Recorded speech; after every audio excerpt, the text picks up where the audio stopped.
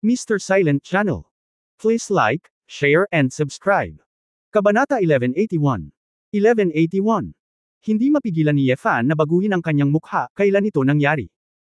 Mataimtim na sinabi ni Asmodeus, kahapon, ang babaeng ito ay nagsagawa ng isang A-level na misyon ng pagpatay, ngunit nabigo. May pinadala si Prinsipe Sebastian para magpadala ng mensahe na nahuli nila siya kahapon. Kung hindi dahil sa mukha mo, boss, tinatayang namatay na ang babaeng ito. Ganun ba? Mukhang sa ngayon, hindi na manganganib muli ang buhay ni Chur. Sumimangot si Yefan, seryoso talaga ang bagay na ito. Ang mamamatay ay tumatagal ng gawain, at kung siya ay nabigo, siya ay direktang pinapatay, na walang problema sa mundo sa ilalim ng lupa. Kahit na ang unyon ng manggagawa kung saan naruroon ang pumatay, o ang taong malapit sa pumatay ay gustong ipaghiganti ang pumatay, ang mga patakaran ay hindi mapapanatili.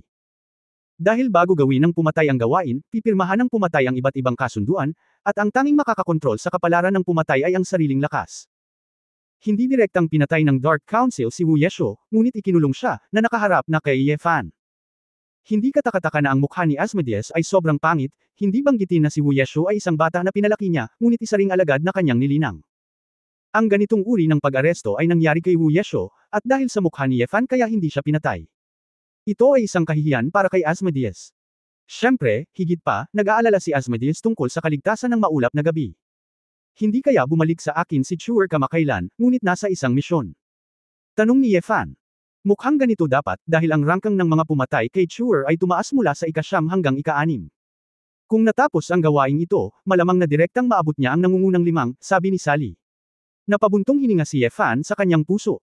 Tila gusto ni Wu Yeshuo na gamitin ang pagpatay upang mabawi ang mga sugat sa kanyang puso at makalimutan ang paghihiganti ng pamilya na hindi maipaghiganti. Boss, wala akong paraan upang maging isang mananampalataya, ibigay mo ito sa iyo, ito ay isang kahihiyan sa impyerno, sabi ni Asmodeus na nakayuko. Tinapik ni Yefan ang kanyang balikat, huwag magmadali na sisihin ang iyong sarili, kakaiba ang bagay na ito. Kuya Yefan, sa tingin mo rin ba? Tanong ni Sally. Tumango si Yefan at sinabing, naaalala ko noong ibigay ko si Buffalo sa palpak na multo, naglista ako ng ilang panuntunan. Ang isa sa kanila ay hindi angkinan ang gawain ng pagpatay sa angkan ng dugo ng walang pahintulot, dahil noong nakipaglaban ang digmaan, ang Blood Clan Gang ay. Ang A-level quest ay isa ring Blood Killing Clan. Dapat ay isang master ito sa angkan ng vampira. Ito ay tiyak na hindi lamang isang simpleng paghahanap. Kahit na gusto ni Chur na gawin ang quest na ito, dapat niyang ipaalam muna sa akin o sa kanyang amo, at hindi niya ito dapat basta-basta. Bumaba ka na. Tumango ang lahat pagkatapos marinig ito, at naramdaman din nila na ang bagay na ito ay hindi katulad ng estilo ni Wu Yeshuo. Ngunit si Prinsipe Sebastian ay hindi ang uri ng taong bukas ang isipan. Dahil sinabi niyang papatayin ni Chur ang angkan ng dugo, dapat ay totoo ito. Sabi ni Azazel. Nakangiting sinabi ni Yefan, papatayin ni Chuanger ang Blood Clan, ngunit ang tanong, alam ba niya ng maaga na ang target ay ang master ng Blood Clan? Boss, ibig mong sabihin. Ang employer na nagbigay ng gawain ay nagtago ng katotohanan.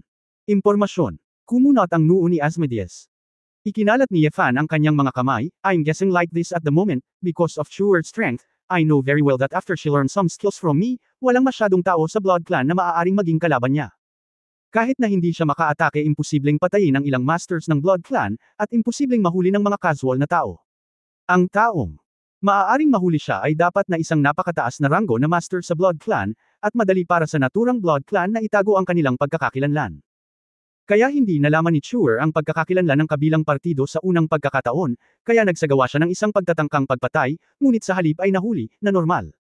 Magagamit na lamang ni Wu Yekang ang kanyang bloodline talent para i-activate ang 100 Shadows, 2 o 3 beses. Hindi inisip ni Yefan na ang isang ordinaryong Blood Clan ay makakalaban sa pagpaslang kay Wu Yeshuo, lalo pa siyang arestuhin. Maging ang mga prinsipe na iyon, tinatayang may posibilidad na sila ay direktang mabutas sa puso at mamatay. Ngunit, ang mundo sa ilalim ng lupa ay may mga panuntunan mula pa noong sinaunang panahon. Kung itatago ng employer ang tunay na impormasyon ng misyon para sa anumang misyon na inilabas ng Killer Association, ito ay katumbas ng pagiging isang kaaway ng buong Killer World. Talaga bang may naglalakas loob na maglabas ng peking misyon? Masyadong delikado. May kaina-hinalang sabi ni Sally. Hinusot ni Yefan ang kanyang mga mata at sinabing, ang ganitong uri ng paghihigpit ay syempre may bisa para sa karamihan ng mga employer. Ngunit, kung ang employer na iyon ay hindi natatakot sa mga mamamatay tao sa buong mundo, syempre maglalakas loob siyang maglabas ng isang peking misyon. Nang marinig ito ng lahat, naisip nila ang katotohanan na ang punong tanggapan ng Buffalo ay sinalakay ng angkan ng dugo, at biglang nakaramdam ng pagkasindik, at ang anino ng isang pagsasabuatan ay lumitaw sa isip ng lahat. Brother Yefan, maaari bang may sadyang pumukaw sa relasyon natin sa Dark Council? Tanong ni Sally. Sinabi ni Yefan, sa ngayon ay hindi ako sigurado, ano ang sinabi ni Prinsipe Sebastian. Sinabi ng prinsipe na umaasa siyang magkaroon ng harapang komunikasyon at makipag-usap upang linawin ang sanhi at epekto ng usapin. Bago yun, hindi sila bibitaw. Pasensya na, sabi ni Sally. Tama. Pagkatapos ng lahat, ito ay isang matandang lalaki na nabuhay ng 3,000 taon, kaya ito ay makatwiran. Tumango si Yefan at sinabing, bumalik ka sa kastilyo, kakausapin ko siya. Ibinalik ni Yefan ang lahat sa kanyang kastilyo at pumasok sa pag-aaral na walang ginagawa tuwing karaniwang araw. Sa harap ng isang grupo ng mga crony, nagkaroon ng video communication si Yefan kay Prinsipe Sebastian. Sa screen ng computer, biglang lumitaw ang isang silid na may marangyang background. Si Prinsipe Sebastian ay magiliw na nakaupo sa isang itim na leather na upuan, nakasuot ng napakarilag na gininto ang berda na handmade na kamiseta, at ang kanyang maharlikang kapaligiran ay kapansin-pansin. Long time no see, Lucifer, matagal na kitang hinihintay, magalang na ngumiti si Sebastian. Ngumiti din si Yefan at nagsabi, Prinsipe, alam ko na kung ano ang nangyari sa pagkakataong ito. Hindi ako magpapaikot-ikot. Ang iyong madilim na konseho ay palaging may magandang relasyon sa amin inferno. Sa tingin ko hindi ka dapat madaling maniwala na ang ating mga tao para sa ilang pera, gawin natin ang gawain ng pagpatay sa mataas na antas ng lahi ng dugo. Kung wala akong tiwala sa ating pagkakaibigan, hindi ko nalang ikukulong si Wuyesho, kundi Lucifer, kailangan din ng ating parliament ng makatwirang explain. Si Wuyesho ay hindi gustong ibunyag ang impormasyon ng kanyang amo. This is her professional ethics, but I have to investigate clearly who is trying to kill my tiya, seryosong sabi ni Sebastian. Ang tiyahin mo. Natigilan si Yefan, si Sebastian ay isang dugong prinsipe, mula sa ika-6 o ika-5 henerasyon ng dugo. Mahigit 3,000 taong gulang na siya, ilang taon na ang tiyahin niya. Ilang henerasyon. Sinabi ni Sebastian na may matatalim na mata, Lucifer, maaaring hindi mo maintindihan na ang aking tiyahin, si Grand Duke Sofia von Brook Stuart, ang pinaslang ng gabi ng hamog. Hindi man nagmana ang tita ko ng titulo ng prinsipe pero siya na lang ang natitirang 4 na henerasyong bampirang babaeng natitira sa aming mga bampira. Siya ang nag-iisang babae sa 4 na henerasyon ng pamilyang Brook, Pureblood, at ang kanyang ama ay si Tuart the Assassin. Sabi ko dito, dapat ay naiintindihan mo ang kabigatan ng bagay na ito. Hindi mapigilan ni Yefan na makaramdam ng tensyon, at maging ang lahat sa pag-aaral ay nagpakita ng gulat. Malinaw. Naiintindihan din niya. Damn it. Talagang sinubukan ni Wuyesho na pumatay ng isang matandang tao sa kanyang palad. Kabanata 1182 Tahanan. 1182. Ang susi ay, upang makinig sa kahulugan ni Sebastian, ang ikatlong henerasyong pamilya ng dugong ito, ang sinaunang Stuart, ay dapat nabuhay. Hinati ng 3 henerasyon ng mga angkan ng dugo ang angkan ng dugo sa 13 angkan, at sinasamba sila ng bawat angkan bilang mga pinakamataas na Diyos. Masasabing sila ang pinakamaagang epic powerhouses sa mundong ito.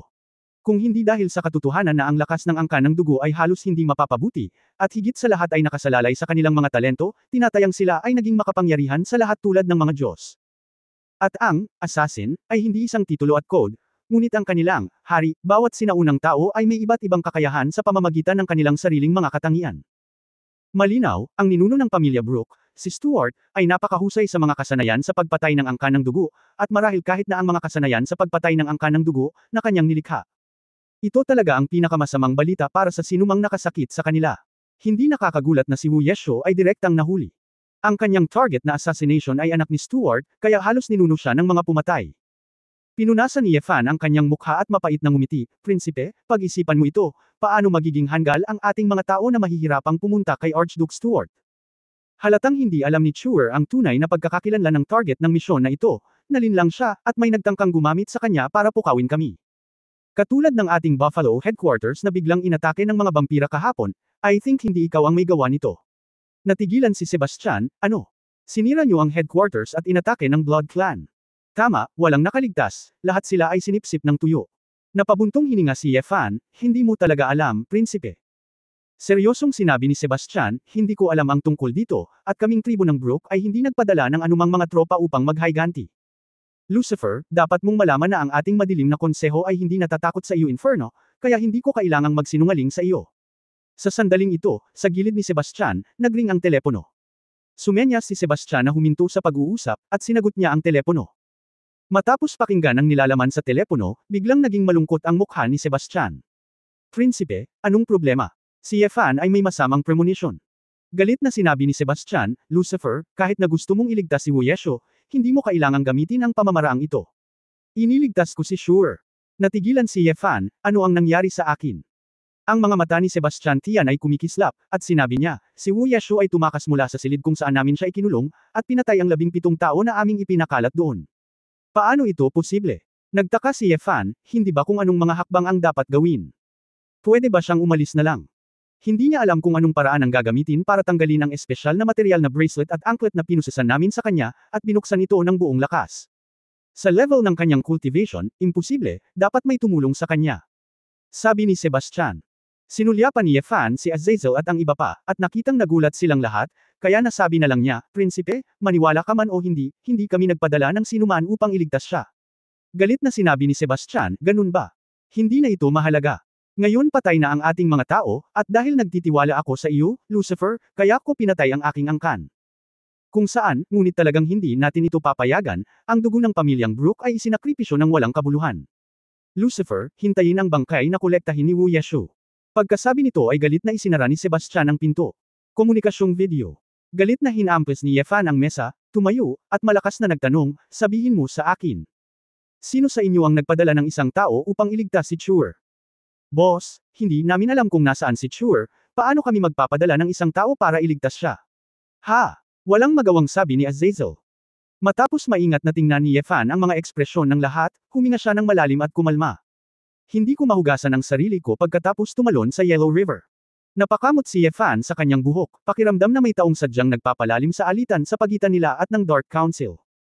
Pagkatapos mag-isip sandali, sinabi niya, buong multo, Panday, binigay mo agad ang order ko. Ang lahat ng mga pumatay at mersenaryo ng Baphomet at Bahamut, maliban kung hindi sila makaalis sa panahon ng misyon, lahat sila ay magtatago para sa akin. Bumangon ka na.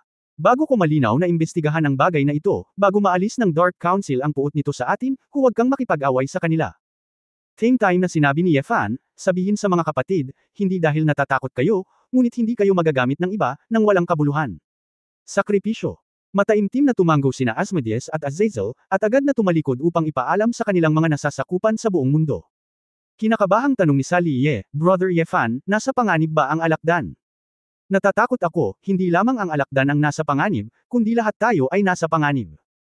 Pagkatapos mag-isip tungkol dito, sinabi ni Yefan, Sally Ye, I activate ang lahat ng mga hakbang sa pagtatanggol ng Purgatory Island hanggang sa bumalik ako. Hintayin mong bumalik ka. Ikaw. Gusto mo bang pumunta ng Europe mag-isa para lumaban sa Dark Council? Hindi mapakali na sabi ni Sally Ye. Tumanggo si Yefan, sa pagkakataong ito ay halatang handa na ang kalaban, at kailangan kong imbestigahan ito mismo. Hintayin mo lang ang balita ko. Hindi. Gusto kong sumama sa iyo. Kuya Yefan, hindi kita pipigilan. Excited na sabi ni Sally. Nang maisip niya na maaaring makilala ni Yefan ang mga sinaunang tao, natakot si Sally Ye hanggang sa mamatay. Saglit na napabuntong hininga si Yefan, ipinatong ang dalawang kamay sa balikat ng batang babae, at ngumiti ng may katiyakan, Sally Ye, syempre alam ko na hindi mo ako pipigilan. Pagbalik ko sa pagkakataong ito, wala na akong panahon para purihin ka. Dapat ay naglilinang ka ng gusto, ang iyong lakas ay mas mabilis na bumubuti kaysa sa akin. Ngunit ito ay tiyak dahil ikaw ang pinakamalakas na puwersang panlaban ng ating inferno bukod sa akin ngayon, kaya kailangan kong hilingin sa iyo na manatili dito. Kung sumama ka sa akin sa Europa, kung sakaling ang mga sumalakay sa punong tanggapan ng Buffalo at mapatay ng kalaban ng Purgatory Island, sino ang makakapagtanggol sa mga tao rito? Ang mga kapatid sa buong mundo ay maaaring magtago sa iba't ibang paraan, ngunit ang islang ito, ang ating mga kapamilya, ay hindi maaaring magtago. Ang malahiyas na mga mata ni Sally Ye ay kumikinang sa mga kristal. Siyempre alam niya na ang sinabi ni Yefan ay totoo. Gayunpaman, nakaramdam siya ng labis na pag-aatubili sa kanyang puso. Silly girl, sa wakas na alis na rin kita. Naligtas na ang matandang pinuno, kailangan mong magsumikap para mabayaran ako, di ba babalik ako, wala na itong base camp, tapos hahanapin kita para mag-areglo ng mga account. Biro ni Yefan, pinisil ang ilong ni Sally Ye. Ang mukha ni Sally Ye ay parang diyosa, na nagpapakita ng kaunting pagkamahiyain ng isang babae. Ay, alam ko, Kuya Yefan, hinihintay kitang umuwi. Ngumiti si Yefan at tumanggo, iniunat ang kanyang mga braso para yakapin ang babae, pagkatapos ay tumalikod at naglakad palabas. Nang lumabas si Yefan sa pinto, isang matalim na liwanag ang sumilay sa kanyang mga mata. Mga klo ng Kabanata 1183. 1183. Sa gitna ng kontinente ng Europa sa gabi, ang Sals, Austria, ay isang lumang bayan na may makikitid na kalye at eskinita. Ang mga nakatira dito ay mga ordinaryong tao na may mababang kita. Ang mga bahay ay hindi maayos, at ang lupa ay isang magaspang na kalsada, na hindi maginhawa para sa mga sasakyan. Sa gabi, ang karamihan sa lugar ay nahuhulog sa kadiliman, na tanging tunog ng hangin at tahol ng ilang ligaw na aso. Sa hilaga ng lugar na ito, lumiwanag ang isang kalye na may ilang nightlife, ilang daang taong gulang na maliliit na hotel, at ilang maliliit na bar. Sa dilim, samuka sa isang eskinita sa tabi ng isang bar ang isang puting batang babae na nasa edad 30s o 40, nakasuot ng mag-agarang damit at makapal na pampaganda. Ouch! Tumalsik ang maasim na likido sa dingding, at pinagalitan ng batang babae ang mga taong umiinom sa kanya, nagsasalita ng Aleman na may regional na accent. Nang halos samuka na siya, nagpunas ng bibig, at lasing na sana pabalik sa bar para ituloy ang pag-inom, biglang may lumitaw na figure sa harapan niya. Isang magandang babae na may mahabang itim na straight na buhok at isang oriental na mukha ng babae, nakasuot ng itim na hoodie at maong, ang lumitaw sa kanyang harapan na parang multo. Nagulat ang babae at sisigaw na sana, pero napahawak sa leeg ang babae. Idiniin ng batang babae ang puting babae sa dingding, at anuman ang suka sa dingding, kinuha niya ang isang mesla na maikling samurai sword gamit ang kanyang kabilang kamay at idiniin ito sa leeg ng batang babae. Sa ilalim ng maliwanag na puting liwanag ng buwan, ang samurai sword na ito ay sumasalamin sa silver gray na liwanag ng buwan, na may magagandang linya ng cherry blossoms. Huwag kang magsalita, sagutin ang aking mga tanong, o mamatay. Ang batang babae ay nagsalita sa mahinang boses sa Aleman, na medyo matatas ngunit napakalinaw. Takot na takot ang puting babae na nanlamig ang mga kamay at paa sa pag-aakalang ninakawan siya, pero parang hindi pala, napapailing na lang siya. Sa malaking matingkad na mga mata ng batang babae, malungkot siyang nagtanong, nasaan ang boyfriend mong si Frank Nedger? Ikaw, hinahanap mo ba si Frank? Sagutin mo ang tanong ko. Tanong ng dalaga. Malungkot na sinabi ng babae, hindi ko rin alam. Ilang araw na siyang hindi nakikipag-ugnayan sa akin, at hindi ko siya boyfriend, isang stable na customer ko lang. May utang pa siyang 3 service fee. Ano? Saglit na natigilan ng dalaga, hindi niya akalain na magiging practitioner pala ang babaeng ito sa isang espesyal na industriya, then why did he said you were his girlfriend last time? Napakurap-kurap ang batang babae, natulala ang ulo sa alak, unti-unting huminahon at tumingin ng mabuti. Matapos makita ang hitsura ng batang babae, napabulalas siya, ikaw. Ikaw ang babaeng fusang noong araw na iyon. Tinatawag itong Ling. Tama ba? Ay nagsabi, pakakawalan na kita, huwag kang sumigaw, sagutin mo ang tanong ko. Labis na naguguluhan ng dalaga, who the hell are you? Di ba salesman ka ng IT company sa Fusang? Naalala niya noong huling beses na dinala siya ni Frank para makipagkita kay Wu Yesho, sinabi na ang babae ay mula sa kumpanya ng IT, halika at kumuha ng ilang mahalagang dokumento. Bagamat ito ay isang simpleng tasa ng kape, ang hitsura ni Wu Yesho ay nakikilala pa rin, kaya naalala ito ng dalaga. Bahagyang sinabi ni Wu Yesho, hindi mahalaga kung sino ako, ano ang relasyon mo kay Frank, nasaan siya ngayon? Bakit ako pupunta sa kanyang apartment at wala akong nakikitang iba? Nagkibit balikat si girl, ganyan si Frank, mahilig siya sa babae. Marami sa mga kapatid natin dito ang girlfriend niya. Anyway, binabayaran niya ang pera, hindi mahalaga kung ano ang tawag sa kanya. Tungkol naman sa kawalan niya. Ewan ko, minsan misteryoso siya at madalas magsalita. Nasa business trip ako, pero hindi ko alam kung saang kumpanya siya nagtatrabaho. Diyos ko, hindi ako makapaniwala kung aling kumpanya ang gugustuhin sa kanya, itong basura na iniisip lang ang ibabang bahagi ng katawan niya, at hindi ko alam kung saan galing ang pera niya. Sumimangot si Wu Ye at sinabing, hindi ka na-contact ni Frank nitong mga nakaraang araw. Paano naman ang iba? Wala akong narinig na nagsasabi na ilang araw na siyang nawala, pero madalas siyang nawawala, kaya sanay na ako. Rolled his eyes. Sa walang magawang tingin sa mga mata ni Wu Ye, tumalikod siya at naghanda na umalis. Bago gumawa ng 2 hakbang, nagtanong ang dalaga, Chong, sabi mo ngayon lang, saan mo siya pinuntahan? Casual na sumagot si Wu Yekwang, ang apartment na tinitirhan niya. Apartment. Matapos kumpirmahin na ang mga salita ni Wu Yesho ay binibigkas ng tama, ang batang babae ay nagtanong ng kakaiba, hindi ba siya nakatira sa isang hotel sa lahat ng oras? Hindi kaya siya ay nagsinungaling sa akin na siya ay may bahay? Ang bastos na ito ay umiiyak na mahirap. Mabangis na si Wu Yesho lumingon siya, hinawakan ang damit ng batang babae, at nagtanong, anong sabi mo? Nakatira siya sa isang hotel. Nagulat ang babae, tumango, at ngumiti ng pilit, oo. Isang maliit na single room sa isang hotel, sinabi niyang tinatimad siyang linisin, gayon paman, ang bayad sa hotel ay hindi gaanong naiiba sa upa sa bahay. Saang hotel? Aling kwarto? Sabik na tanong ni Wu Yechuan. Napalunok ang dalaga at sinabi ang eksaktong address. Pagkarinig ni Wu Yesho, agad siyang tumalikod at tumakbo palabas ng eskinita.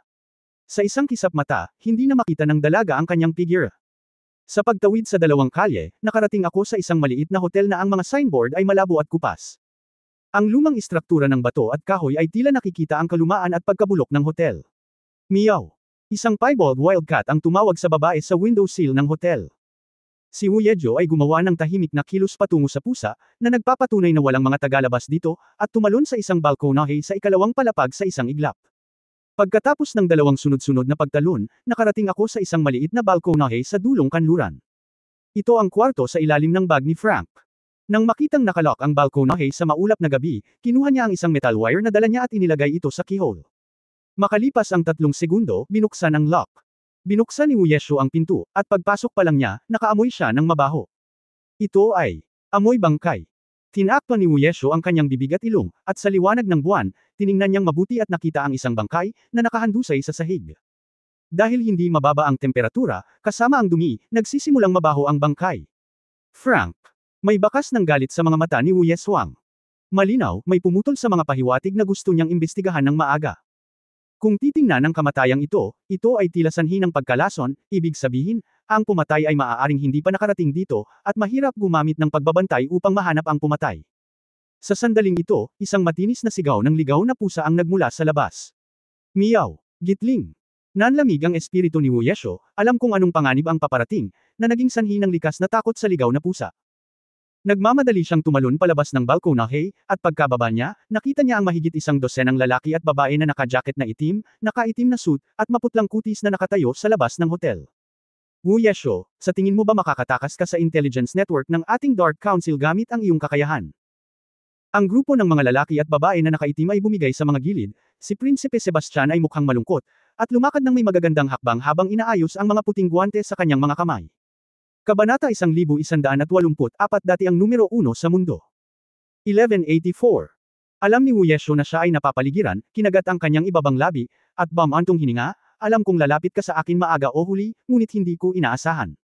Sa lalong madaling panahon, nagtagumpay ako sa lahat ng mga opinyon at hindi kita iniimbestigahan. Hindi kita pinahirapan, hinayaan lang kitang manatili sa kastilyo at magpadala ng isang tao upang manood.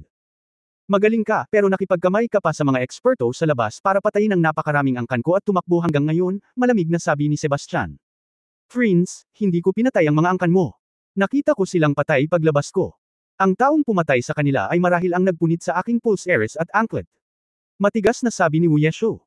Ang 17 tao na iyon ay tinusok lahat sa puso o pinutol ng iyong natatanging sandata, Zhu Ying, wala ba silang kinalaman sa iyo? Tanong ni Sebastian. Wala si Zhu Ying sa tabi ko noon, nakaposas ako, paano ako makakahawak ng kutsilyo? Depensa ni Wu Yekang. Oh, ano ang ibig mong sabihin, kinuha ng taong iyon ang kutsilyo mo at sinisisi ka? Tumango si Wu Yeshu, syempre, hindi pa ba sapat iyon? Tanong ni Sebastian, kung gayon, sabihin mo sa akin, sino ang taong nagligtas sa iyo? Mukhang nanlumo si Wu Yeshu, kung alam ko, hindi ko na kailangang magtago sa iyo. Hindi ko lang alam kung sino siya, kaya ako na lang muna ang makakalabas, ang aking sarili. Hanapin ang katotohanan. Hindi ko masabi ang tunay na salarin, at wala akong may pakitang ebidensya para patunayan na hindi siya at ako sa iisang grupo. Siguradong hindi mo ako bibitawan. Ha. Tumawa si Sebastian, sinabi mo na iniligtas ka ng taong iyon, ngunit hindi mo alam kung sino siya. Hindi mo ba nakita ang sinuman nung iniligtas ka niya? Wala talaga akong nakitang tao. Bago siya pumasok, hindi ko alam ang gagawin ko, at nahimete na lang ako. Tapos na. Nang magising ako, nalaman kong patay na ang lahat ng iyong mga tao. Kung hindi ako tumakas, siguradong iisipin mo na ako ang mamamatay tao. Sabi ni Wu Ye. Nagsisi si Sebastian, sa tingin mo ba napakawalang ingat ng haring ito? Sa relasyon mo Inferno at ng ating madilim na konseho, pati na ang mukha ni Lucifer, hindi ka madaling papatayin ng haring ito. Ngunit ikaw ang ganitong uri ng paraan ng paghawak ng pagtakas ng walang autorisasyon ay nagpapaisip sa haring ito kung may itinatago kang katotohanan. Sinabi ni Wu Yejan na may masalimuot na ekspresyon, Prinsipe. Alam ko rin na napakahinala na makatakas ng ganito. Ngunit, natatakot ako na kung mananatili ako sa iyong madilim na konseho, natatakot akong hindi ako magkakaroon ng pagkakataong patunayan ang aking pagiging inosente. Wala kang tiwala sa akin. Nakalimutan mo bang iniligtas ng haring ito ang buhay mo? Naiinis na sabi ni Sebastian. Umiling si Wu Yeshu, alam ko, Prinsipe, ikaw ay isang maginoo, matapang at maparaan, hindi ka sesenay na patayin ako ng basta-basta.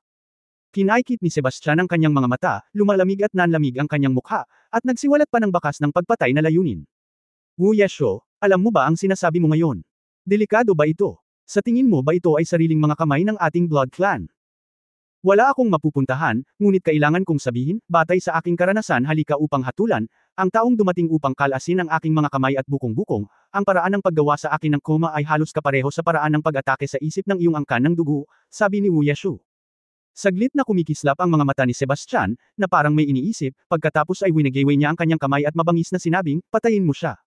Natigilan ang ekspresyon ni Wu Yeshu, ngunit desidido si Sebastian na papatayin niya ito. Siya. Nagmamadali siyang umiwas at nagplanong tumakas sa gilid. Gayunpaman, ang lakas ng iilang Blood Clan Master na ito ay hindi gaanong mas masahol kaysa sa kanya, at ang bilis ay ang likas na lakas ng Blood Clan. Sa sandaling lumipat si Wu Yek'ang, ang grupo ng mga vampira na ito ay mabilis na sumunod, at direktang naglabas ng isang matalim na tinak na nabuo ng blood art sa kanya. Ang mga escarlate na tinak ng dugo ay sumunod ng malapit sa gabi, at si Wu Yeshu ay maaari lamang gumawa ng isang pagtalon upang maabot ang bubong upang maiwasan ang alon ng mga pag-atake. Ngunit sa paglundag na ito, pinalibutan siya ng Blood Clan na parang multo, direktang nakapalibot sa kanya.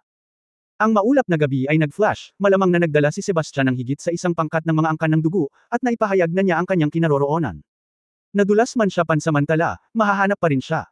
Para sa plano ngayon, natatakot ako na sa pamamagitan lamang ng pagkontrol sa Prinsipe Sebastian muna, magkakaroon ako ng pagkakataong mabuhay. Nakita ni Wu Yeshu na si Prince Sebastian ay nasa isang kalsada sa kaliwa, at walang pag-aalinlangan niyang inactivate ang kanyang talento sa bloodline. Daang anino. Isang puting liwanag ang kumislap, si Wu Yeshu ay diretsyong tumakbo pababa mula sa gusali na may mahihirap na paggalaw, hinayla palabas si Zhu Ying, at binalak na ay hostage si Sebastian. Nang makita niyang malapit na siyang magtagumpay, bigla siyang nakaramdam ng kirot sa kanyang ulo. Bumagsak si Wu Yeshu sa lupa, hinawakan si Zhu Ying gamit ang isang kamay at tinakpan ang kanyang ulo gamit ang isa, nagdurusa ng labis. Hindi niya inaasahan na maagang naglabas si Sebastian ng espiritual na spell ng lahi ng dugo, naghihintay na mahulog siya sa bitag. Kung tutusin, mas mataas ang cultivation ni Sebastian kaysa kay Wu Yeshu. Bagamat may bentahe siya sa bilis, siguradong hindi siya kalaban kung tatamaan siya ng malakas. Sa makatuwid, sa ilalim ng pangyayari na nakabantay si Sebastian, ang 100 Shadows sa maulap na gabi ay walang magawa.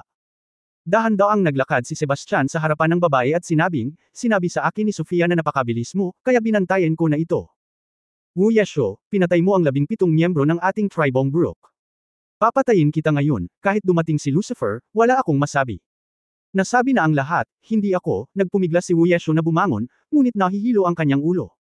Si Sebastian ay tamad na magsalita ng walang kaparirikan, isang kulay dugo na mahabang espada ang namuo sa kanyang kamay, at ang espada ay nahulog. Nang makitang pupugutan na ng dugong espada ang ulo ni Wu Yeshu, isang kamay ang biglang bumungad sa isang misteryosong paraan at hinawakan ang braso ni Sebastian. Natigilan ang ekspresyon ni Sebastian, ngunit hindi niya napansin na may lumapit sa kanya mula sa kanyang likuran. Siya ay may malakas na kamalayan sa pakikipaglaban, at diretsyo niyang ibinaon ang dumudugong espada gamit ang kanyang backhand at sinaksak ang taong nasa likod niya. Ngunit ang taong direktang dumating ay itinapon si Sebastian, iniiwasan ang paglipat na ito. Lucifer, bakit ka nandito? Gulat na sigaw ni Sebastian nang makita kung sino ang paparating. Kuya Yefan. Puno ng luha si Wu Yeshu. Naisip niya na tulad ng karamihan sa mga mamamatay, hindi niya matatakasan ang kamatayan, ngunit ang hitsura ng lalaki ay nagpang-inig sa kanyang kaluluwa. Hindi ko pinangarap na sa lungsod na ito 108,000 milya ang layo mula sa Xia Kingdom. Sa madilim na gabi, isang lalaki ang darating sa tamang oras upang iligtas ang kanyang buhay. Ang kutis ni Yefan ay komplikado, at halos hindi niya ito nailigtas. Pinagpawisan din siya ng malamig. Pagkatapos ng mahabang buntong hininga, iniunat niya ang kanyang kamay upang tulungang makatayo si Wu Yeshu. Hindi ba masakit? Umiling si Wu Yeshu, kumikinang ang kanyang mga mata, at sinabing, Brother Yefan, paano mo nalaman na nandito ako?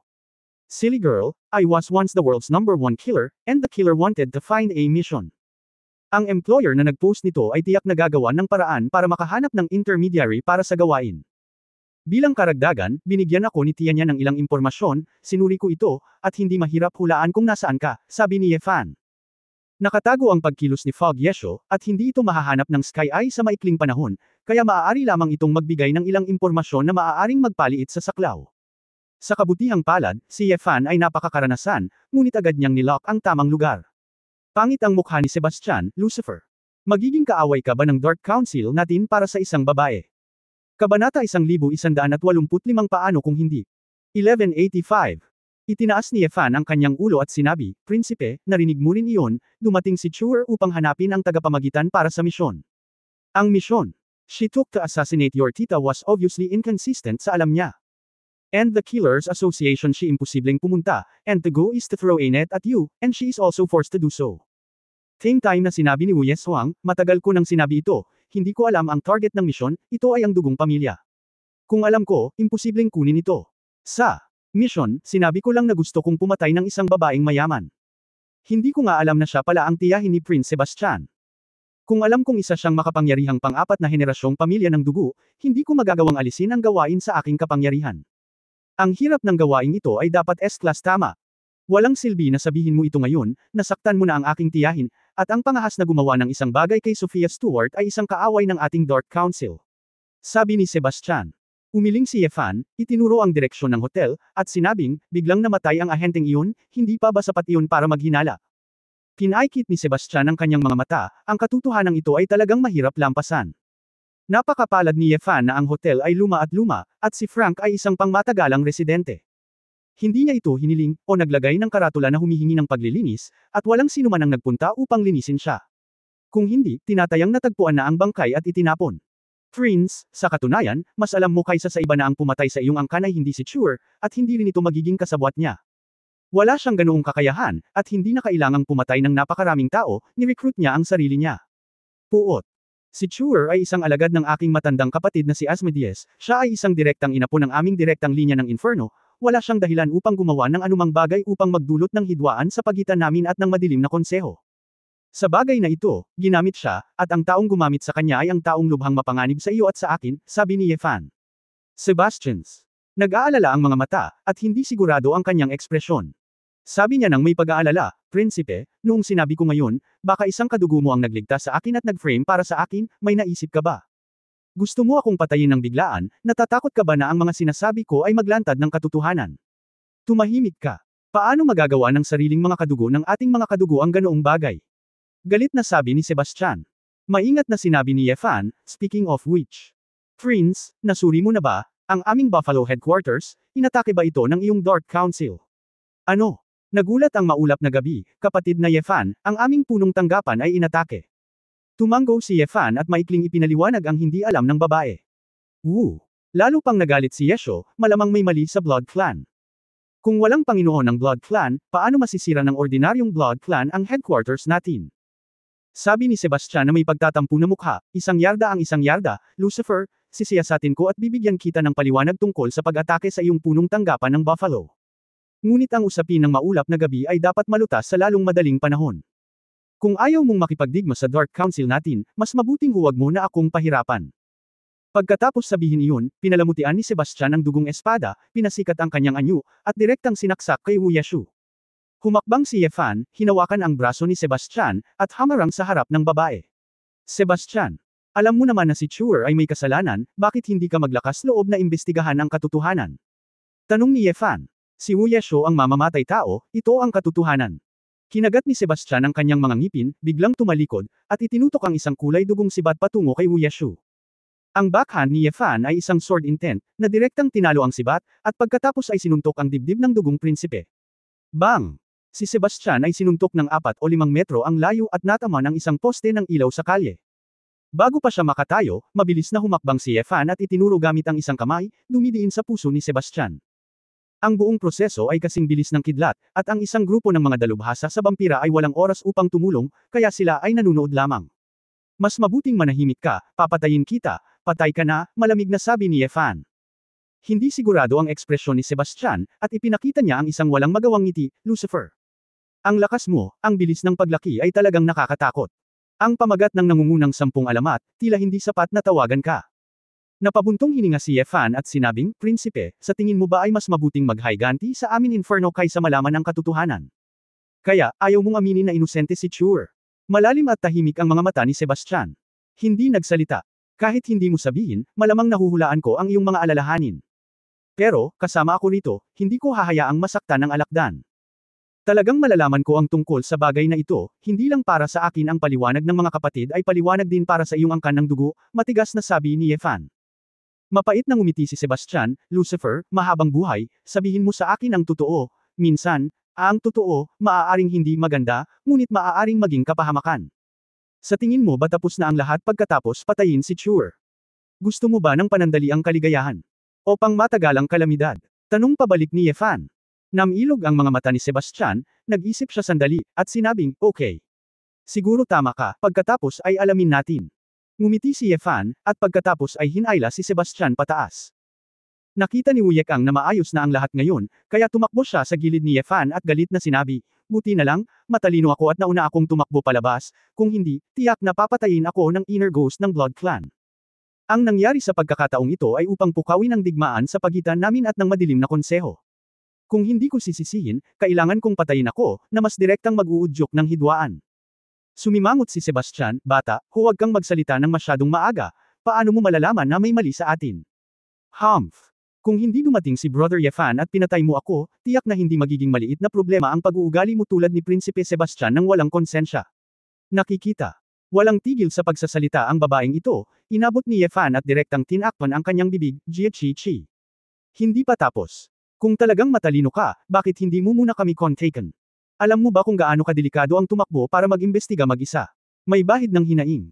Ang mga mata ni Wu Ye, at tahimik niyang ibinaba ang kanyang mga mata, "Ulong, kasalanan ko ito. Natatakot akong madamay ang ibang tao, kaya gusto kong mag-imbestiga muna, at pagkatapos ay gumawa ng desisyon." Hindi nakaimik si Yefan. Umiling-iling, bata pa ang babaeng ito at walang muwang ang pag-iisip. "Lucifer, dahil sinabi mong gusto mong imbestigahan ang katotohanan, saan mo balak magsimula?" Tanong ni Sebastian. Lumingon si Yefan at sinabing, "Napakasimple nito, tingnan mo kung saan man ito magsisimula. Gusto kong makita muna ang iyong tiyahin." "Sofia." Naguguluhan si Sebastian, "Ano ang maitatanong mo kapag nakita mo siya? Siya lang ang pinatay.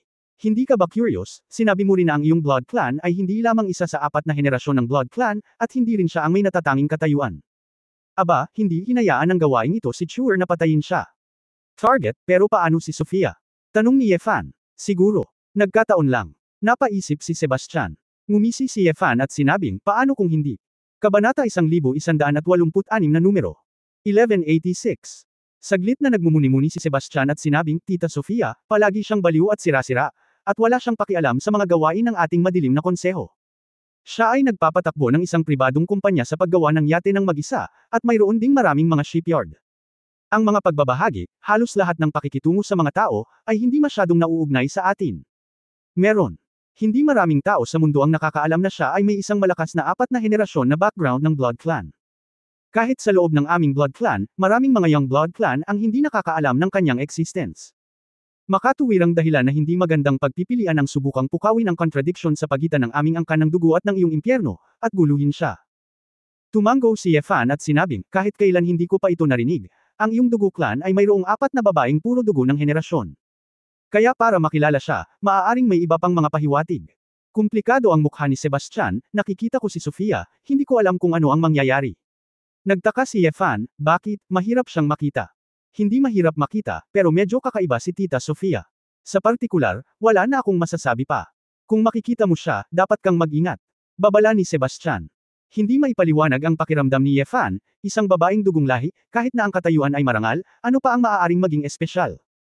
Sa lahat, Lucifer, tandaan mo ang isang bagay, anuman ang mangyari, tandaan mo na si Tita Sofia ay isang mabait na tao, hindi siya masama.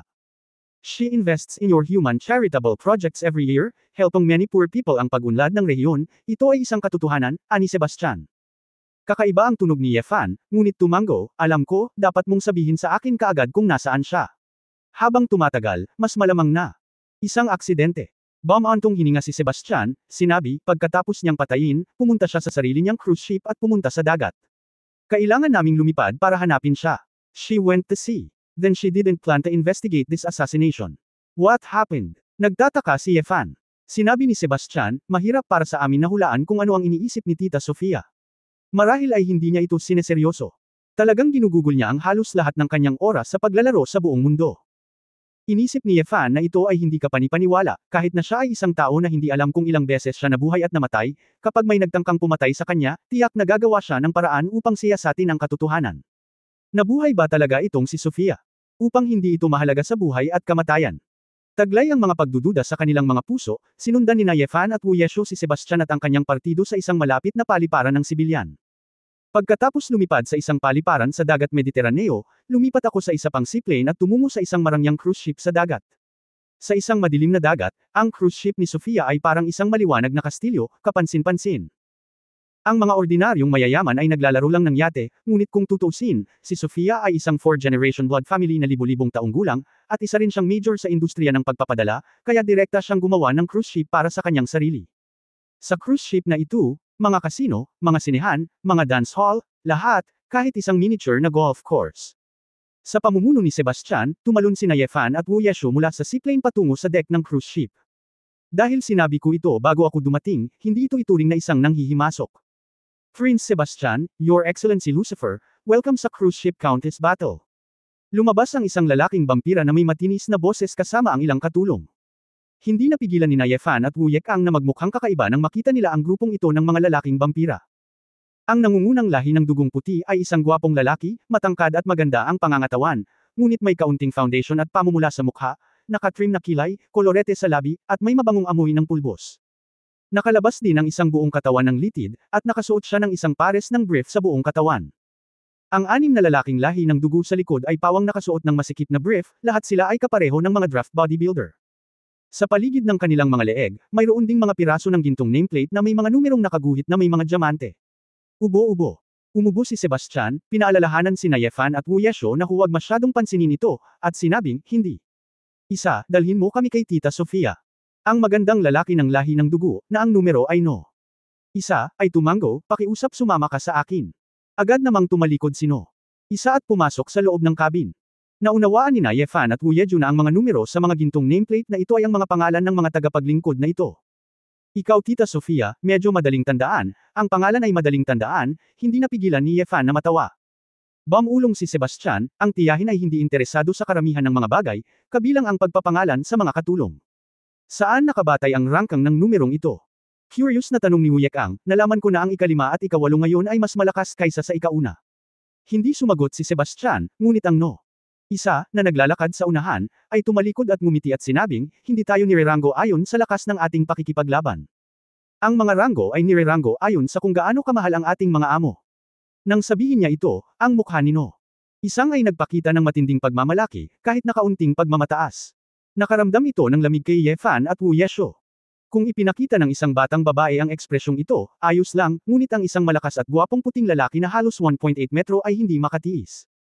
Pumasok sa isang reception room na pinalamutian na parang medieval na palasyo, na may malalambot na carpet at marangyang crystal lamp. Munting Seba, bakit hindi ka nagpunta para imbestigahan ang mamamatay tao? Bakit ka pumunta dito kasama ang iyong tiyahin? Dinala mo rin ang munting mamamatay tao na ito. Ang babaeng may tamad na boses ay maganda at kakaibang amber na pulang buhok, at nakasuot ng puting suit. Ang mahabang berda na damit na sutla na may ginintuang pattern sa ibaba ay hinayla sa lupa na parang nightdress.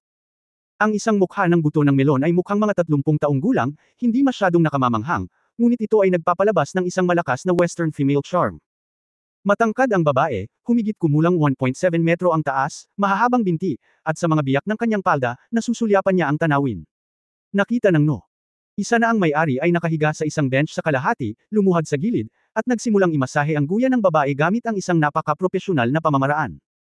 Tita, ito po si Lucifer, ang hari ng impyerno, may gusto po siyang itanong sa inyo, pagpapakilala ni Sebastian.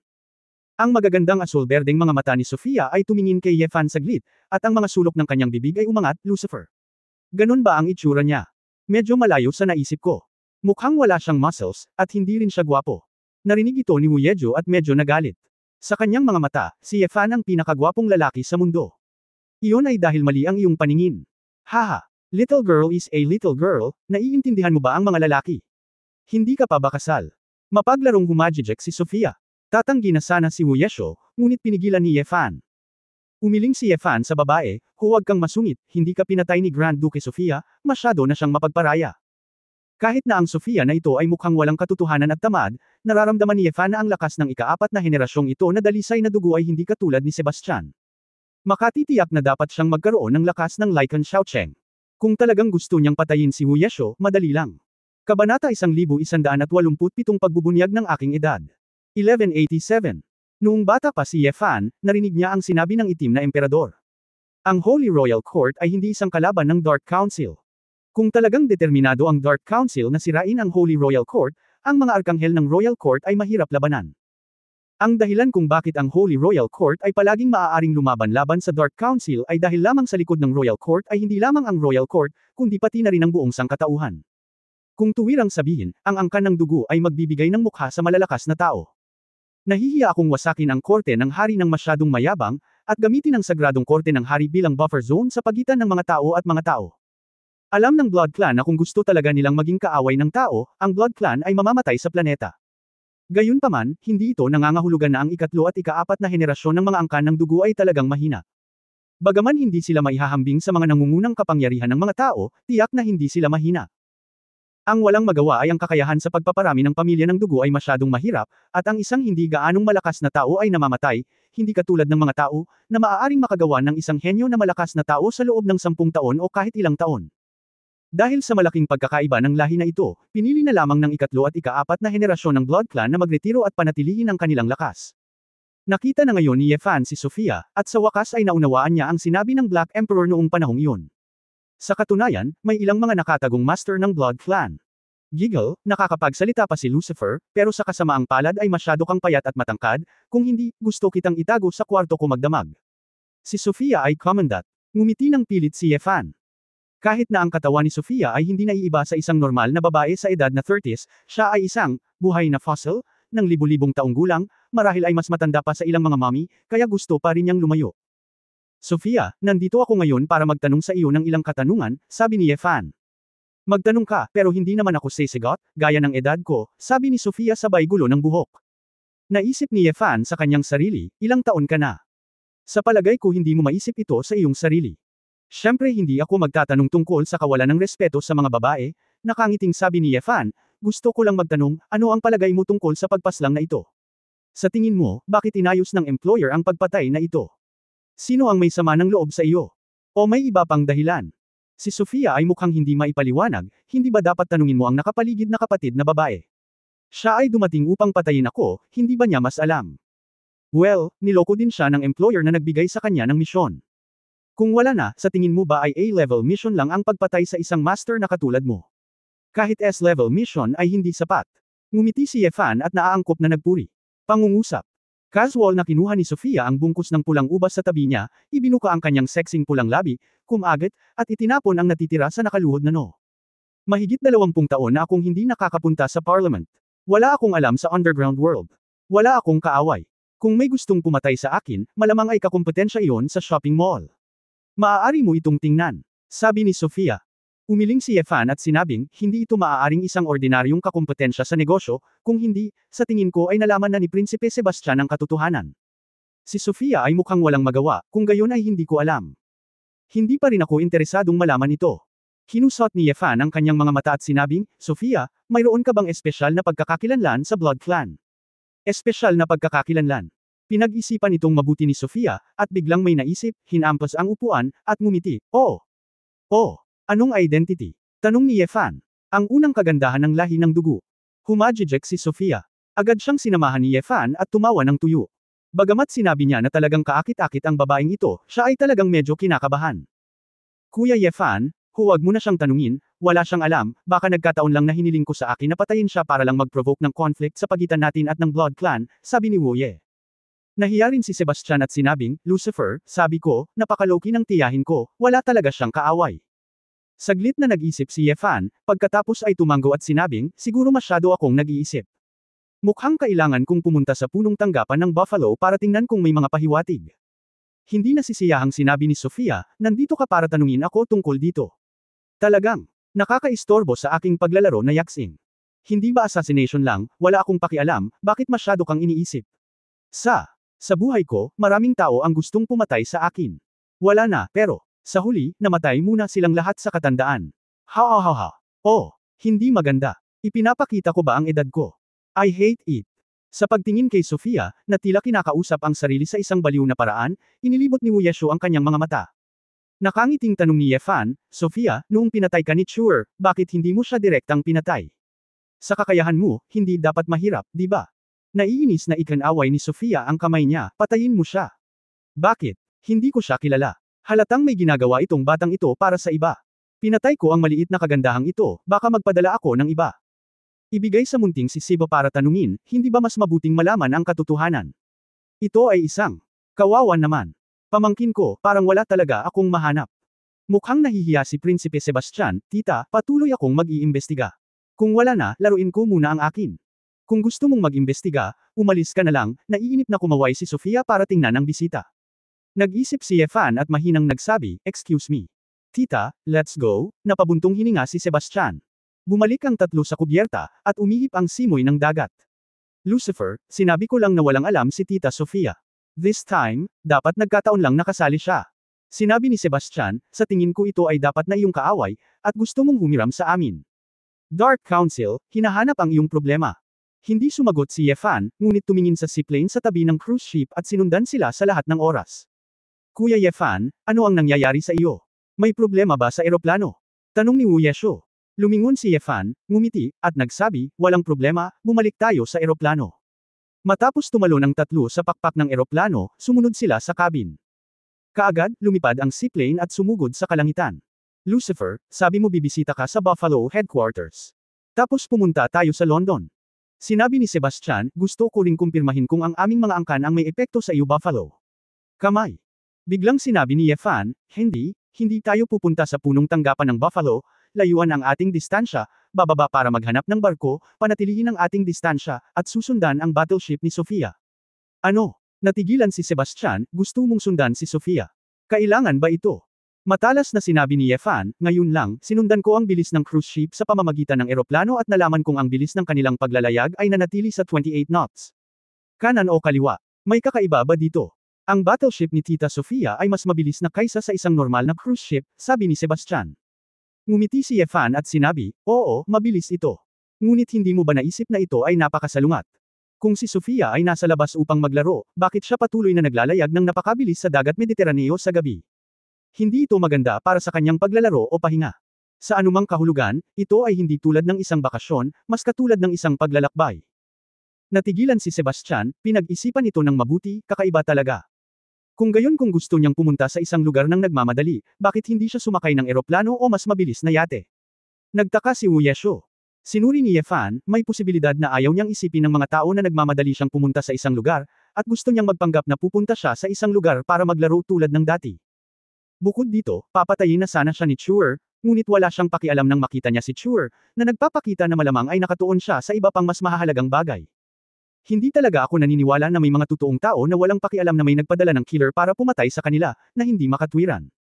At saka, hinimok niya kami na umalis sa kanyang cruise ship. Lahat ng klase ng senyales ay kailangan kong hulaan na may tinatago siya sa amin. Kahit, ayaw niyang ipaalam sa prinsipe. Kailan? Narinig ito ni Sebastian, naningkit ang kanyang mga mata, at agad niyang sinabi sa piloto, hanapin ang pinakamalapit na barko na pag-aari ng ating parlamento. Mabilis. Kabanata 1188 lalaki ba o babae? Pagkatapos ng lahat, ang 1188. Ang Dark Council ay may malaking negosyo, at ito ay nakabaon sa Europa at may malalim na pinagmulan. Natural na napakasimpleng maghanap ng barkong gagamitin sa Mediterranean. Wala pang 20 minuto, lumapag ang eroplano sa gilid ng isang maliit na daungan. Sina Yefan at Wu Yeshu, pagkatapos sumakay sa isang speedboat kasama si Sebastian, ay mabilis na humabol sa direksyon ng Countess of Battle. Dahil medyo nakatago ang aksyon na ito, hindi pinayagan ni Sebastian ang sinuman sa mga subordinate ng Blood Clan na sumunod sa kanya, at sumabak sa labanan upang personal na imaneho ang speedboat. Kahit na siya ay isang prinsipe ng dugo, si Sebastian ay comfortable sa pagmamaneho ng mga sasakyang ito. Si Yefan at Wu Yeshu ay nakaupo sa kabin sa ibabang palapag, at sinamantala ang kanilang oras upang makipag-ugnayan kay Su Qingzhou. Asawa, ayos ka lang ba? Nag-aalalang tanong ni Su Qingzhou sa pamamagitan ng video chat sa telepono. Muntik na itong mangyari, ngunit sa kabutihang palad ay natagpuan ko siya sa oras. Ibinaling ni Yefan ang kamera kay Wu Yeshu sa isang tabi. Nahihiyang binati ni Wu Yekang si Su Qingzhou, Sister Su. Paumanhin, ginawa kong mag-alala ang lahat tungkol sa akin. Nakahinga ng maluwag si Su Qingzhou, magiging maayos ka, kahit na hindi ka bumalik sa Huahay, huwag kang tumakbo ng walang ingat. Malungkot na sinabi ni Wu Yekang, nais kong maging top 5 sa listahan, kaya bumalik ako para hanapin ka, ngunit nangyari ito. Okay, biktima ka rin sa bagay na ito. May taong sadyang gustong hanapin ang pumatay kay Buffalo. Kahit hindi ka sumagot, maloloko ang iba, sabi ni Su Qingzhou. Isang malalim na narinig si Yefan at nagtanong, asawa, anong bagong impormasyon ang nahanap mo? Tumango si Su Qingzhou at sinabing, nagpadala ako ng isang espesyal na koponan upang mangolekta at ayusin ang mga nauugnay na impormasyon. Nalaman namin na ito ang gawain ng pagpatay kay Sofia, dahil sa malaking komisyon, ay minsan ay may isang nangungunang 10 mamamatay na sinusubukang sundin. Gayunpaman, direktang tinanggihan ito ng employer sa pamamagitan ng tagapamagitan, at nang maglaon ay nagkusa na irekomenda ito sa 2 pumatay kay Buffalo, ngunit dahil sa problema sa schedule ng trabaho, ang 2 pumatay ay hindi nakipagkasundo. Sa oras na iyon ay maaaring malaya si Chur, kaya natanggap niya ang gawaing ito. Sa katunayan, ang gawaing ito ay parang espesyal na inihanda para sa Buffalo. Tila, ang orihinal na intensyon ng employer ay hindi ang matagumpay na patayin si Sofia, ngunit ang hayaang mapansin ni Sofia si Buffalo, o sa madaling salita, ang bagay ay laban sa inferno. Oo naman, gusto nila tayong guluhin. Galit na sinabi ni Wu Yekang, tiyak na isa sa ating mga kaaway ang gumawa nito. Kinusot ni Ye Fan ang kanyang mga mata at sinabing, hindi dapat ganoon ka-simple. Imposibleng labanan tayo ng Dark Council sa isang tangkang pagpatay. Nung nakita ko si Sofia ngayon lang, halatang ayaw niyang maghiganti sa amin. Kung gusto ng employer na pukawin, kung pipiliin mong patayin ang target, dapat ka ring pumili ng isang masungit na vampira na may mataas na antas. Bukod dito, ang ating Buffalo headquarters ay inatake din ng Blood Clan. Kung ito ay upang pukawin ang isang hindi pagkakaunawaan, hindi ito dapat atakihin ng magkabilang panig. Dahil, ang paggawa nito ay magdudulot lamang ng pagkakautang sa atin ng Dark Council, inaatake ang magkabilang panig, at mas imposible para sa atin na lumaban. Sa pagsasalita tungkol sa pag-atake sa punong tanggapan ng Buffalo, nakahanap din ako ng ilang impormasyon, nag-aalangan na sinabi ni Su Qingzhou, bagaman walang napakalinaw na data ng video. Gayunpaman, sinuri ng aming mga tao ang oras ng inatake ang punong tanggapan at ilang maliliit na surveillance camera sa paligid at nalaman na, tila sa oras na iyon ng araw, isang tao lang ang pumasok sa punong tanggapan ng Buffalo. Napakunot ang noo ni Ye Fan, mag-isa. Asawa, sinasabi mo bang isang tao ang sumire sa ating Buffalo headquarters? Mahina na bamantong hininga si Su Qingzhou, ayon sa impormasyong kasalukuyang magagamit, malamang na ito ang kaso sa katotohanan, ngunit ito ay isang mataas na posibilidad, hindi ganap. Sinabi kaagad ni Ye Fan, padalhan mo ako ng kopya ng data ng imahe. Okay, pero kuha lang ng camera sa labas ng bakery.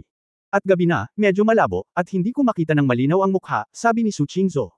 Okay lang, ipadala mo na. Sabi ni Ye Fan. Hindi nagtagal, nagpadala si Su Qingzhou ng maikling video kay Ye Fan. Binuksan ito ni Ye Fan at nakita ang isang lalaking nakaitim na hoodie na lumabas sa isang sulok malapit sa punong tanggapan ng Buffalo. Nang makakita siya ng camera, mabilis niyang itinaas ang kanyang kamay, at biglang lumitaw sa screen ang isang kulay dugong enerhiya na parang blood mist. Agad na nasira ang camera. Masyadong malabo. Mahirap sabihin kung lalaki o babae ang lalaking ito, nang hihinayang sabi ni Wu Yesho. Sinabi ni Ye Fan, sa mga tuntunin ng kanyang poster sa paglalakad at lapad ng balikat, dapat siyang lalaki, ngunit ang kanyang mukha ay talagang mahirap makita.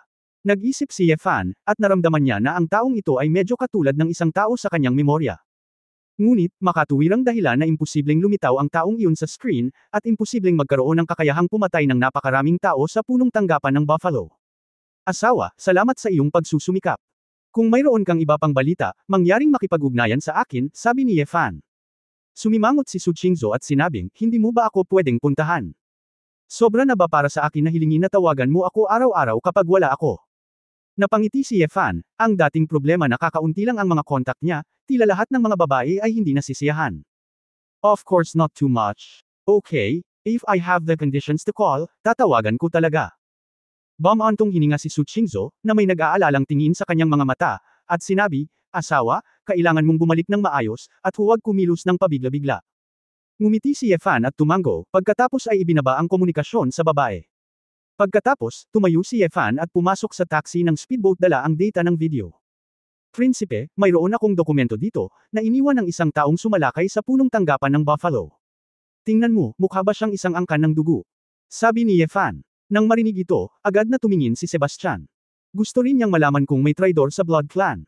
Pagkatapos panoorin ang maikling video, sumimangot si Sebastian at umiling, I'm not sure. Parang dugo ang ginagamit ng lalaking ito, pero parang hindi ito ang lakas ng dugo, dahil parang walang ganoong teknik sa blood technique. Nagtanong si Ye Fan, kung gayon kung tao ito, nakakita ka na ba ng ganoong pamamaraan ng tao? Inangat ni Sebastian ang kanyang ulo na may gwapong mukha. May walang magawang ngiti sa kanyang mukha, Lucifer, ito dapat ang tinatanong ko sa iyo. Sa usaping pangunawa sa human martial arts, dapat ay mas magaling ka kaysa sa akin. Natawa si Ye Fan sa kanyang sarili, tila tama siya, ngunit ang problema ay hindi pa siya nakakita ng ganoong pagsasanay bago. Bumalik sa cabin sa ibaba, sinabi ni Ye Fan kay Asmodeus at sa iba pa ang tungkol sa kasalukuyang sitwasyon, at hayaan din si Wu Yeshu na magulat ng kaligtasan.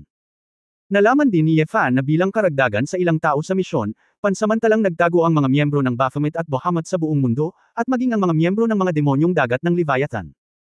Inakala ni Wu Yeshu na siya ay pagagalitan ng kanyang Panginoon, ngunit nang sabihin lamang sa kanya ni Asmodeus na, ayos lang, hindi napigilan ng dalaga ang pagpatak ng kanyang mga luha. Labis na nagmamalasakit sa iyo ang iyong Panginoon.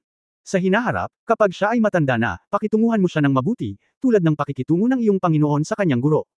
Sa katunayan, ito ay itinuturing na katandaan para sa kanya. Sayang. Ang ganitong bagay ang nangyari, napabuntong hininga si Ye Fan.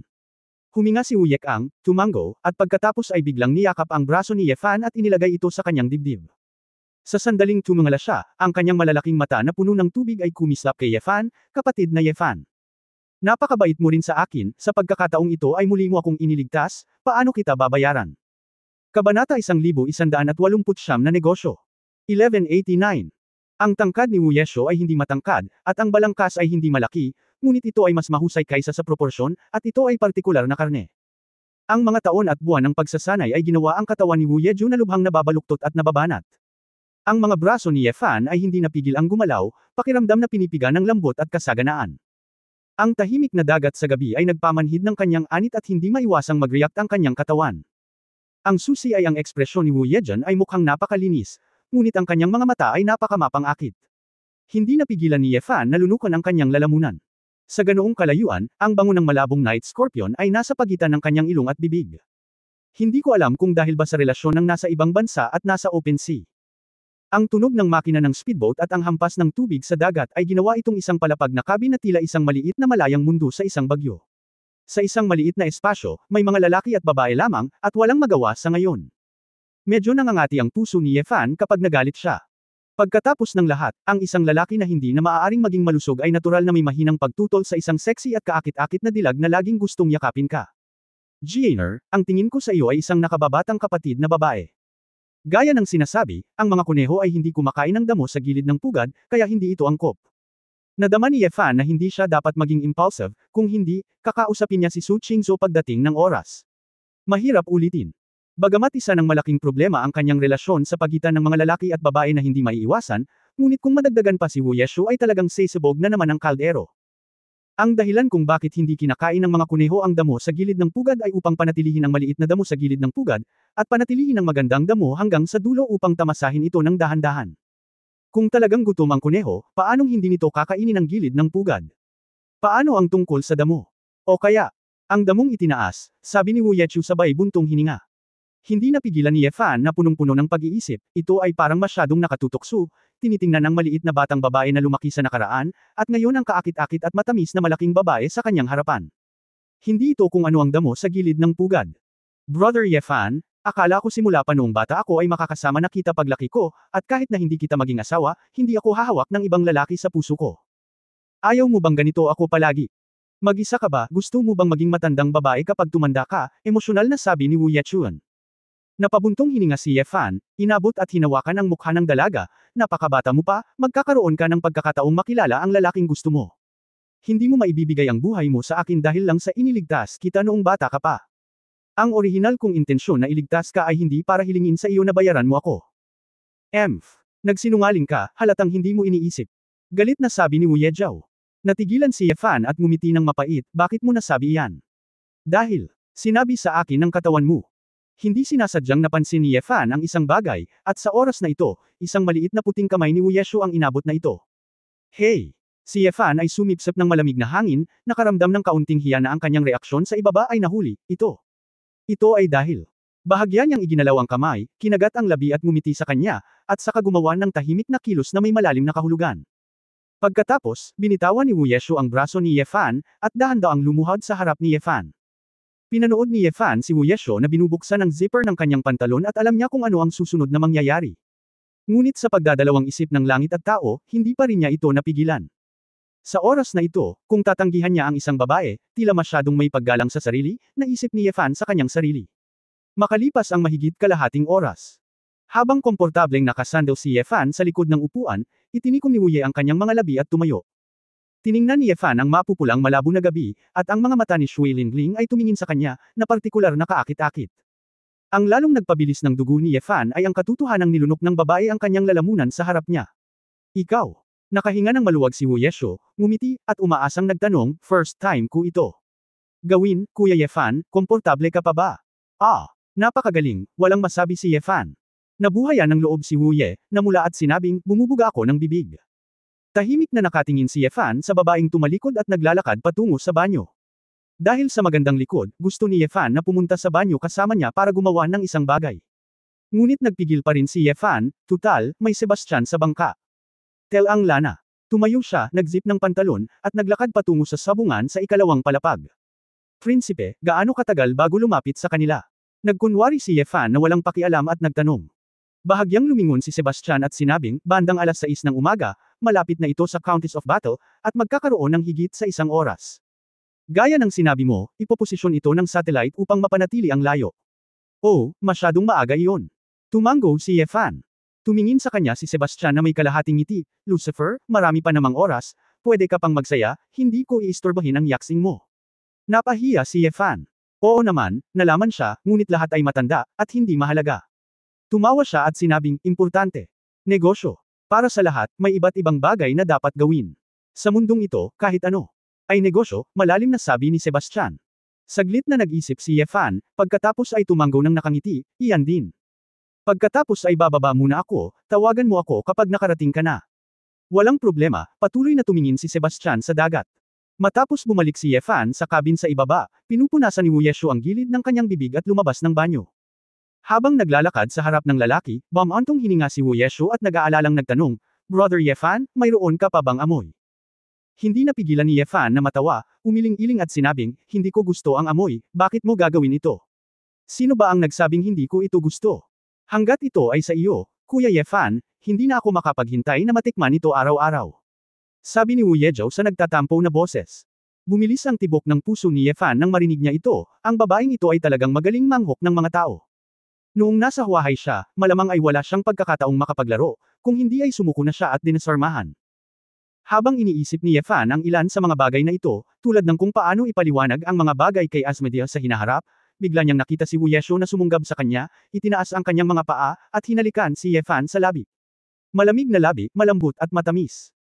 Mabilis na humulik si Wu Yekang, na para bang natatakot na hindi ito magustuhan ni Yefan, medyo nahihiyang nagpout siya, noon pa man ay gusto ko na itong subukan, ano ang pakiramdam ng paghalik sa isang lalaking gusto ko. Hindi napigilan ni Yefan na matawa sa magandang killer girl na sinubukan ang kanyang makakaya upang ipakita ang kanyang kalmado at halatang kinakabahan. Silly girl, kadyut lang yan ng labi at pagdampi sa katawan mo. What's a kiss? Pagkatapos magsalita, niyakap niya ang balingkinitang baywang ni Wu Yeshuang, hinawakan ng isang kamay ang mabangong pisngi nito, at marahan siyang hinalikan. Bumababa. Hindi tumugon si Wu Yeshu. Pagkaraan ng ilang sandali, ang kanyang maselang katawan ay natense, at dahan-dahan niyang ipinikit ang kanyang mga mata, lamambot ang kanyang katawan, at niyakap niya ang baywang ng lalaki gamit ang dalawang kamay at nahulog dito. Pagkaraan ng mahabang panahon, binitawan ni Yefan ang babae. Tinitingnan ng malabo niyang mga mata, at sinabing, naiintindihan ko na ngayon, ano ang halik. Walang muwang na tumango si Wu Yezhou, ngunit mabilis na umiling muli. Hindi maintindihan. Well, ang mga bituin ay kumikinang sa mga mata ni Wu Yeshu. Ngumiti si Yefan, kung gayon, kailangan kitang turuan muli. Pagkatapos ng espesyal na pagtuturo, unti-unting pumuti ang langit. Dahan-daang pinahinto ni Prinsipe Sebastian ang barko, lumabas ng cabin, at sinabing, Lucifer, huminto ang cruise ship ni Tita Sofia. Kabanata 1170 mga kasuklam-suklam na tao. 1190. Ipinatong ni Yefan ang kanyang ulo sa hita ni Wu Yeshu at hiniling sa babae na imasahe ang kanyang ulo. Pagkarinig nito ay tumayo siya at sabi, tumigil ka. Saan ka huminto? Sa isang walang laman na dagat, at hindi ko alam kung bakit ito tumigil. MTC. Parking here, wala, kahit gusto niyang maglaro, hindi siya dapat tumigil dito. May naisip si Yefan, at agad na nagsabi, diretso tayo at hanapin si Sofia. Tita. Nag-alinlangan si Sebastian, hindi ba niya ipapaalam sa kanya na sumusunod kami? Natatakot ka ba? Kung natatakot ka, magdadala lang ako ng maliit na lifeboat, sabi ni Yefan. Walang magawa si Sebastian at sinabing, ano ang maitatanong mo kung ganito ang gagawin mo? Magagalit lang ito kay Tia. Ngumiti si Yefan at sinabi, Prinsipe, hayaan mong tanungin kita, kung ito ay isang walang laman na dagat, ano ang nasa dagat? Hindi naman. Then she stopped suddenly, ano lang ang dahilan? Hindi naman pwedeng biglang naubusan ng gasolina yung cruise ship diba? Saglit na nag-isip si Sebastian, at naghihinala na nahulaan, ibig mong sabihin. May problema. Sa ilalim ng dagat. Sa ilalim ng dagat. Kapatid na Yefan, ito ang malalim na dagat, ano kayang meron sa seabed? Nagtataka si Wu Yechuan. Dahil malalim na dagat ito, kaya. Kung ang mga bagay na pinapahalagahan ni Sofia ay nakatago sa ilalim ng dagat, kung gayon. Siguradong hindi ito simpleng bagay, matigas na sabi ni Yefan. Mukhang komplikado si Sebastian at Bam-ulong, pwede ba? May gagawin talaga si tita, itago mo sa amin. Sa pag-iisip nito, si Sebastian ay hindi nang ahas na mag-alinlangan, nagpang-agot lang siya ng mga ngipin at pinaandar ang speedboat para lapitan ang Countess of Battle. Nang dumating ang speedboat sa gilid ng cruise ship, diretsyong tumalon ang tatlo ni Yefan sa deck. No! Isa at ang iba pang mga katulong ay naghihintay ng isang bagay sa deck. Nang makita nila si Yefan at iba pa na paparating, lahat sila ay mukhang seryoso at hindi mapalagay. Prinsipe, kamahalan Lucifer, bakit ka sumakay muli? Tanong ni No. Isa na may tame time na ekspresyon. Balik tanong ni Sebastian, may itatanong ako kay tita, nasaan siya? Ang No. Isang ay may kakaibang ekspresyon, at ang iba pang mga katulong ay tahimik. May narinig si Yefan na espesyal, kaya nilagpasan lang niya ang mga katulong at diretsyong naglakad papunta sa likod ng cruise ship. Your Excellency Lucifer. Ang lugar na ito ay hindi bukas sa publiko. Naghintay ang No. Ngunit hindi sila pinansin ni Yefan, at naramdaman din ni Prinsipe Sebastian na may problema, at ang grupo ay dumiretso sa likurang deck. Nakita ko na ang isang umiikot na baras ay ibinabagsak ang makapal na cable sa dagat, at ang tunog ng umiikot na baras ay eksaktong narinig ni Yefan at ng iba pa. Ito ay isang aparato para sa deep sea diving. Nagtatakang tanong ni Sebastian. Tumango si Yefan, mukhang nakapasok na ang tita Sofia mo sa dagat sa isang submersible. Ang lalim ng karagatan dito ay maaaring umabot ng libu-libong metro. Kahit na ang isang makapangyarihang ika-4 na henerasyon na angkan ng dugo ay hindi maaaring sumisid sa ilalim ng dagat kasama ang katawan. Gayunpaman, si Sofia ay malinaw na hindi ipaliwanag na maglalagay ng isang diving device sa cruise ship, kahit na upang tamasahin ang mga tanawin sa dagat, hindi siya dapat nasa malalim na dagat. Agad na hinawakan ni Sebastian ang servant No. Isa at tinanong, sabihin mo sa akin. Ano ang impyerno sa dagat? Umiling si No. Isa sa takot at sinabing, Prinsipe, hindi talaga namin alam. Naglilingkod lang kami sa Panginoon. Mga alipin, hindi ito sasabihin sa amin ng mga amo. Deceiving me is a death penalty, malamig na sabi ni Sebastian. Labis na natakot ang No. Isa, ay, hindi ko talaga alam. Kalimutan mo na, Prince, hindi talaga nila maintindihan, hayaan mo na sila. Naglakad si Yefan sa rehas, tumalikod at ngumiti, gayunpaman, naghihintay kami dito, dumating si Sofia, at natural na maaari kaming magtanong ng malinaw. Bagamat nagmamadali si Sebastian, wala siyang choice kundi gawin muna ito, kaya hinayaan niyang umiwas si No. Isa at ang iba pa. Si Yefan at ang iba ay nasa deck, tahimik na naghihintay sa pagdating ni Sofia. Pagkatapos ng isang buong kalahating oras o higit pa, nagsimulang mabawi ang cable. Tinansya ni Yefan na ang lalim ng lugar na ito sa dagat ay dapat na humigit kumulang 3,000 metro. Kahit sa katawan at lakas niya, kung gusto niyang direktang sumisid, near-death experience na yon, kaya hindi siya nang ahas na sumisid ng diretsyo. Buti na lang at mas mabilis ang pag-akyat kaysa pagbaba. Matapos maghintay ng isa pang kalahating oras, sa wakas ay nakakita ako ng solidong malalim na dagat na lumulubog at lumutang. Nang si Sofia, na nakasuot ng sexing itim na diving suit, ay lumabas sa submersible at tumingala para makita sina Yefan at Sebastian sa deck, ang kanyang mukha ay nagbago ng husto. Biglang tumalon si Sofia sa deck, at nagtanong na may malamig at galit na mukha, Sebastian. Nililigawan mo ba si kamatayan? Bakit ibabalik sila sa bangka ko? Sa oras na ito, hindi na si Sofia ang nakita niya noon. Mapagmahal, tamad at kaakit-akit, ngunit tulad ng isang mapagbantay na inang hayop na malapit ng mabaliw. Halatang nagulat din si Sebastian. Pagkaraan ng ilang sandali, sinabi niya, Tita, pasensya na po sa aking biglaan, ngunit nag-aalala lang po ako sa inyong kaligtasan. Anong kalokohan ang nangyayari dito? May tinatago ka ba sa amin? Curious lang kami, meron pa bang ibang inside story behind this assassination? Pinaikit ni Sofia ang kanyang mga mata at sinabing, ibinalik ka ba nitong si Lucifer sa aking bangka? Nag-alinlangan si Sebastian at tumango. Ikaw ay isang tanga. Ang madilim na konseho ay nasa iyong mga kamay, at ito ay magtatapos sa lalong madaling panahon o huli. Galit na galit si Sofia, pinandilatan niya si Yefan at sinabing, Lucifer. Huwag kang masyadong maging masaya. Hinding-hindi ko hahayaang sirain ito. Ang ating dugong pamilya. Si Yefan ay naliligaw, wala siyang oras para magtanong ng anuman, bakit si Sofia ay seryoso. Sophie. Nang hindi naghihintay na magsalita si Yefan, hindi na siya makapagsalita. Dahil biglang sumambulat si Sofia na may tumataas na kulay dugo na enerhiya, ang kanyang mga mata ay parang kulay dugo na apoy, at sumabog siya kay Yefan, sumipa ng mabangis. Hindi inaasahan ni Yefan na magiging napakabangis ni Sofia, at napatayo ang kanyang lalamunan sa isang sipa. Mabilis siyang umatras, at sabay abot ng kamay para harangan ang unang pag-atake.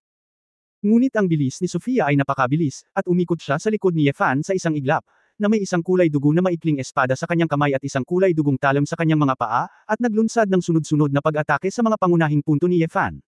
Bang bang bang. Tuloy-tuloy na banggaan ng katawan, umatras si Yefan, tumalon mula sa unang deck hanggang sa ikalawang palapag, at pagkatapos ay tumalon sa ikatlong palapag, lumilipad pataas at pababa, at patuloy na kinakalaban ni Sofia. Pagkatapos ng lahat, ito ay isang ika-4 na henerasyon na angkan ng dugo. Ang lakas, bilis, at paglilinang ni Sofia ay mas malakas kaysa kay Sebastian. Kung siya ay tamaan ng malakas, ito ay sapat na upang magdulot ng nakamamatay na pinsala sa katawan ni Yefan. Alam ni Yefan na maaaring may hindi pagkakaunawaan, kaya dumpensa siya at sumigaw, Sofia. Dapat linawin mo muna. Wala akong masamang intensyon. Walang masasabi. Ikaw na makasalanan at kasuklam-suklam na tao. Go to hell. Ang mga mata ni Sofia ay nagpakita ng matinding liwanag, at biglang may kulay dugo na ball ang kumikislap sa kanyang palad, at isang sinag ng liwanag ang biglang sumabog, na tumama sa ulo ni Yefan ng malapitan. Pagtatapos ng kabanatang ito. For more videos, click on the notification bell.